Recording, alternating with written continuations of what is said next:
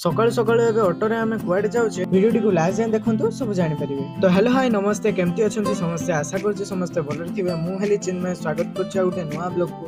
तो आज हला पंचुक तो पंचुक रे आमे समस्त जानि छंती कि डंगा भसा जाय। तो आई देखंतु पोखरी रे जदी दूर दूर रे सब व्हाइट व्हाइट देखाउछि सेडा सब डंगा। एबे आमे घरु बाहरी आसी के टिके हनुमान मंदिर को पहुंची गले। तो एठी के ठाकुरन को दर्शन करी पहुंची गले आमे मठ मंदिर को। तो एबे आमे मठ को आसी के टिके ठाकुरन को दर्शन करि सल्ला परे सेठी पहुंची गले जेउति पे आमे आसीथिले माने भोग खाइया पई।